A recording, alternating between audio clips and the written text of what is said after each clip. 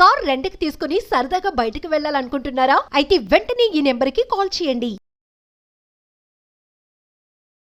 రీసెంట్‌గా మన finance minister Nirmala Sitharaman గారు లోక్సభలో ఒక స్టేట్మెంట్ ఇచ్చారు. భారతదేశంలో ఎవరైతే ఎకనమిక్ అఫెన్సెస్ ఆర్థికపరమైన నేరాలు చేసి ఇతర దేశాలకు వెళ్ళిపోతారో వాళ్ళ దగ్గర నుంచి ముక్కు పిండి మరీ డబ్బులు వసూలు చేస్తున్నామని చెప్పి ఆవిడ ప్రకటన చేశారు. ఈ మధ్య విజయ్ మాల్యా దగ్గర నుంచి, నీరవ్ మోడీ దగ్గర నుంచి, మెహుల్ చాస్కీ దగ్గర నుంచి ఇతరత్రా డబ్బులు కలిపి 22,280 కోట్లు వసూలు చేసినట్లు ఆవిడ అఫీషియల్గా లోక్సభలో చెప్పారు. దీనికి సంబంధించి విజయ్ మాల్యా రిటర్న్గా సోషల్ మీడియాలో ఒక పెద్ద కౌంటర్ ఇచ్చారు. విజయ్ మాల్యా దగ్గర నుంచి 14,131 కోట్లు వసూలు చేసినట్లు, ఆయన భారతదేశంలో ఉన్న ఆయన ఆస్తులు అమ్మి ఈ ఆస్తులు సీజ్ చేసి ఎన్ఫోర్స్మెంట్ డైరెక్టరేట్ వాళ్ళు ఆ డబ్బుల్ని రికవర్ చేసినట్లు ఆవిడ చెప్పారు. దానికి విజయ్ మాల్యా తిరిగి కౌంటర్ ఇస్తూ ట్విట్టర్ ద్వారా ఒక మాట అన్నారు.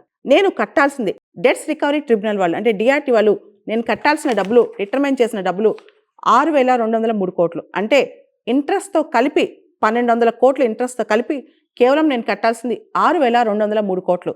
దానికి మీరు 14,131 కోట్లు నా దగ్గర నుంచి ఎలా వసూలు చేస్తారు?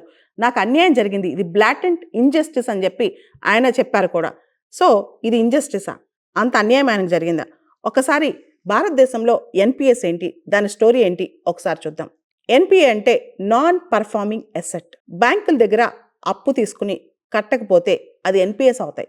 ఆర్బీఐ డెఫినేషన్ ప్రకారం ఒక బ్యాంక్ లోన్ తీసుకున్న తర్వాత ఆ లోన్ అకౌంట్లో 90 రోజుల లోపల అసలు కానీ వడ్డీ కానీ చెల్లించకపోతే దాన్ని ఎన్పిఏ అని డిక్లేర్ చేస్తారనమాట. దాదాపు 10 సంవత్సరాల క్రితమే విజయ్ మాల్యా చేసిన అప్పు 9,000 కోట్ల రూపాయలు పైనే. అప్పటి నుంచి కూడా ఆయన భారతదేశంలో లేరు, దేశం వదిలి వెళ్ళిపోయారు, ఇంగ్లాండ్లో ఉంటున్నారనమాట.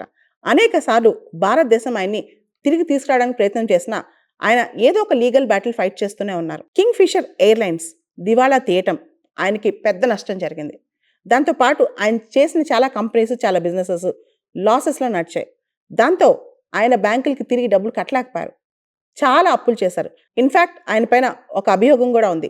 కింగ్ ఫిషర్ ఎయిర్లైన్స్లో చేసిన అప్పులు ఫండ్స్ డైవర్ట్ చేశారని చెప్పి, వేరే బిజినెస్లకి ఆ ఫండ్స్ వాడారని చెప్పి కూడా చాలా అభియోగాలు ఉన్నాయి ఆయన పైన.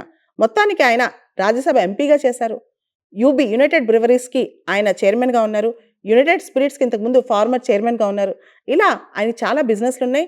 ఆయన పొలిటీషియన్ కూడా. ఆయన దాదాపు 2016 అంటే 8-9 సంవత్సరాల నుంచి భారతదేశంలో లేరు. ఫ్యూజిటివ్ ఎకనమిక్ అఫెండర్స్ యాక్ట్ కింద ఆయన్ని ఫ్యూజిటివ్ ఎకనమిక్ అఫెండర్గా కూడా డిక్లేర్ చేశారనమాట. ఆయన రకరకాల లీగల్ బ్యాటిల్స్లో ఆయన ఫైట్ చేస్తూ భారతదేశానికి రాకుండా ఉండిపోయారనమాట. యాక్చువల్గా చెప్పాలి అంటే ఎన్పిఎస్కి సంబంధించి చాలా పెద్ద ఎన్పిఏ అకౌంట్స్ చాలా ఎక్కువ ఉంటాయి. 10 సంవత్సరాల క్రితం ఇది భారతదేశంలో బ్యాంకింగ్ రంగంలో అతిపెద్ద సమస్య. ఇప్పుడు నెమ్మదిగా ఎన్పిఎస్ తగ్గుతూ వచ్చాయి. దానికి చాలా కారణాలు కూడా ఉన్నాయి. మొదటగా మనం చెప్పుకోవాల్సింది 1993 recovery of debts and bankruptcy act కింద డెట్స్ రికవరీ ట్రిబ్యునల్స్ కన్స్టిట్యూట్ చేశారు. ఆ తర్వాత సర్ఫేసీ చట్టం తీసుకొచ్చారనమాట 2002లో. ఈ సర్ఫేసీ యాక్ట్ అంటే securitisation and reconstruction of financial assets and enforcement of security interest act. ఆ తర్వాత 2016లో ఇన్సాల్వెన్సీ అండ్ బ్యాంక్రప్సీ కోడ్ తీసుకొచ్చారు. ఇలా రకరకాల చట్టాల ద్వారా ఎన్పిఎస్ అంటే బ్యాంకింగ్లో ఎక్కువ బ్యాంకుల్లో లాసెస్కి వెళ్ళిపోవడానికి కారణం అప్పట్లో ఎన్పిఎస్ అయి ఉండేదన్నమాట. ఎన్పిఎస్ అంటే నాన్ పర్ఫార్మింగ్ అసెట్స్. చాలామంది బ్యాంకుల దగ్గర అప్పులు తీసుకుని పెద్ద బడాబాబులు తిరిగి చెల్లించరు అనమాట. కొన్ని వందల వేల అకౌంట్స్ మీరు చూస్తే కనుక అవన్నీ కూడా చాలా రిచ్ పీపుల్గా ఉంటాయి అనమాట బ్యాంకింగ్ రంగంలో. ఒకప్పుడు అయితే చాలా ఇన్ఫ్లుయెన్స్ కూడా, బ్యాంక్ నుంచి అప్పు రావాలంటే ఒక 100 కోట్ల అప్పో 200 కోట్ల అప్పో రావాలంటే ఇన్ఫ్లుయెన్స్ కూడా వాడాల్సి వచ్చేది. ఎవరైతే ఇన్ఫ్లుయెన్షియల్ పీపుల్ ఉన్నారో వాళ్ళకి ఈజీగా పెద్ద లోన్స్ వచ్చాయన్నమాట.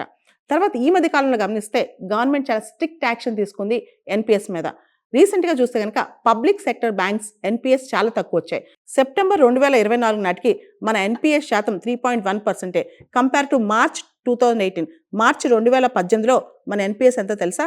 14.6% ఉంటే బ్యాంకింగ్ రంగంలో ఇప్పుడు కేవలం 3.1% ఉన్నాయన్నమాట. గవర్నమెంట్ చాలా ఎఫర్ట్స్ తీసుకొచ్చింది, ముఖ్యంగా recognising the NPS, resolution and recovery, recapitalisation, reforms in banking structure and financial systems. ఇవన్నీ తేవడం వల్ల ఎన్పిఎస్ అనేవి తగ్గుముఖం పట్టాయన్నమాట. అదేవిధంగా లోన్లు ఇచ్చేటప్పుడు ఏదైతే బ్యాంక్స్ లోన్స్ ఇస్తాయో ఫేజ్ బై ఫేజ్ అప్రైజల్ చేయటము, అదేవిధంగా ఎవరైతే ఆఫీసర్స్ ఇన్వాల్వ్ అయి ఉంటారో వాళ్ళని బాధ్యత చేయటం వల్ల చాలా వరకు ఎన్పిఎస్ తగ్గుతూ వచ్చాయన్నమాట.